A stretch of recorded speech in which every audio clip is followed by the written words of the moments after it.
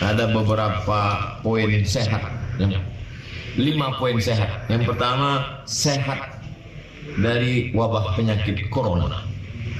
Insya Allah kita adalah orang yang paling sering cuci tangan. Subuh cuci tangan, duha cuci tangan, zuhur cuci tangan, asar cuci tangan, maghrib cuci tangan, isya cuci tangan. Dan kita adalah orang yang paling rajin menutup mulut, karena kita orang yang perempuan dari sejak zaman Nabi SAW diajarkan untuk menutup mulut. Ketika orang bercadar menjadi inaan, ejekan, caci maki, sumpah serapah. Hari ini semua bercadar, laki-laki pun bercadar. Maka insya Allah kita sehat, batin kita sehat. Karena ketika orang terlalu ketakutan, maka imunnya turun. Maka kita, alhamdulillah, rasa takut kita sudah habis kepada Allah, sehingga iman kita pun kuat. Kalau iman kuat, maka imunnya kuat. Kalau imunnya kuat, maka COVID terbang melayang. Kalaupun dia mati, maka sudah takdir. Andai dia tidak kena COVID, dia akan mati juga kena batu. Andai dia tidak mati kena COVID, dia akan mati juga karena tersandung ujung kakinya di tepi pintu. Begitulah keyakinan kita. Sehingga kita tetap berikhtiar, karena kita ahlu sunnah wal jamaah. Ada al-kasbu wal ikhtiar. Yang kedua, sehat dari penyakit ketidakadilan. Karena kita diajarkan dulu huwa aqrabu littaqwa. Bersikap adillah, karena adil itu membuat engkau lebih dekat kepada takwa. Bahkan ketika ada orang berbeda agama dengan kita pun kita tetap la yanhakumullahu 'anil ladzina lam yuqatilukum fid din wa lam yukhrijukum min diyarikum. Walaupun mereka berbeda agama denganmu, selama mereka tidak mengusirmu dari kampung halamanmu, selama mereka tidak membunuhmu, antabarruhum, berbuat baiklah kamu pada mereka. Wa tuqsitu ilaihim, bersikap adillah pada mereka.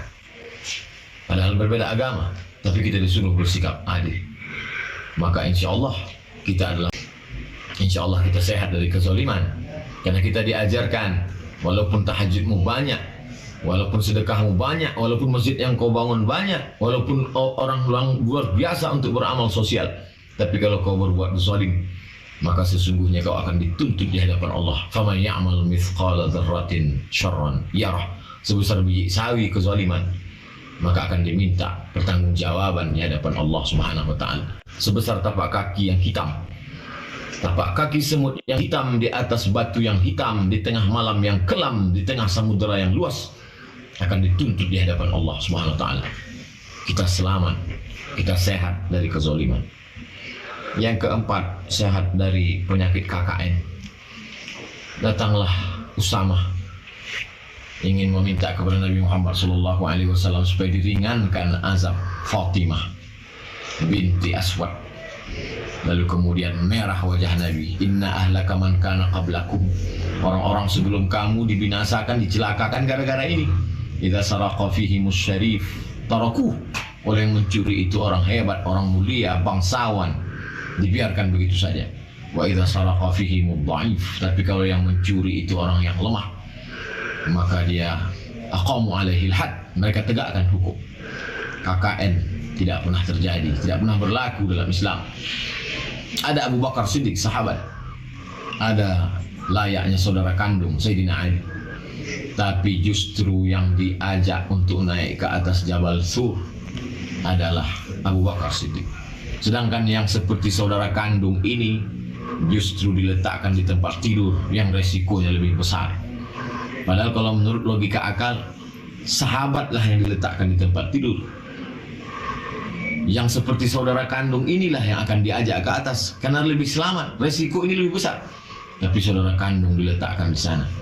Nabi SAW mengajarkan, untuk urusan yang berat, letakkanlah saudaramu.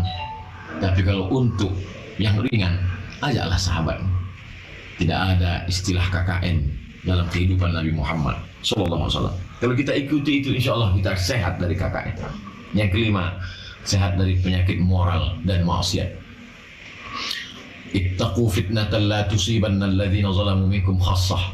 Takutlah kamu terhadap perbuatan maksiat, karena azabnya ketika datang dia tidak menimpa orang yang zalim saja.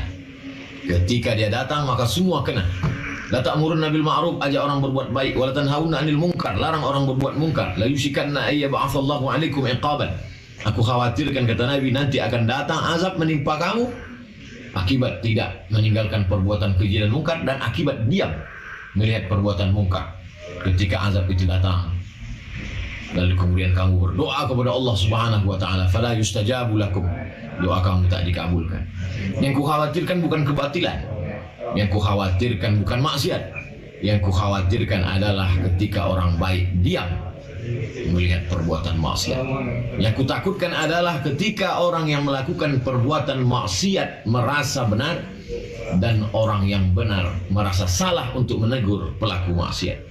Insya Allah, selama masih ada amar ma'ruf nahi munkar, selama masih ada lidah yang tidak pernah takut kepada orang yang zalim walaupun punya kekuatan, selamat kita. Maka sesungguhnya mereka bukanlah pengacau, mereka bukanlah perusak kebinekaan, mereka sedang menyelamatkan. Tapi memang orang yang tertidur lelap akan marah kalau ada yang membangunkan, menjaganya, karena mereka sedang lelap dalam perbuatan dosa dan maksiat. Aku sedang merasakan suatu perasaan, tapi sulit untuk dikatakan. Seperti saat sekolah di Medan, saat usia belasan. Aku tak melawan, bukan karena aku tak tahan, tapi karena kita memang tak sepadan. Kalian punya senapan, aku cuma punya senyuman. Yang mencaci maki kalian bayar kontan, aku cuma punya relawan. Harta milik kalian, kuasa pun punya kalian. Penipu kalian katakan pahlawan. Kawanku pun berubah menjadi lawan. Memang dunia penuh permainan. Kalaulah bukan karena Tuhan, sudah lama jiwa ini bosan. Ditambah lagi bisikan setan, tapi masih ada Quran, penenang jiwa yang rentan. Kuanggap kalian bagian dari ujian menuju surga abadi milik Ar-Rahman. Terima kasih segala perhatian. Mohon maaf segala kesilapan.